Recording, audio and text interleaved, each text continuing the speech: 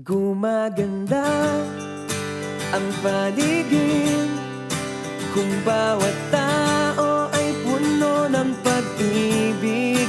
Napapawi ang bighati, masilayan lang ang iyong ngiti. Okay gandang isipin ang isang mundong puno ng pag-ibig.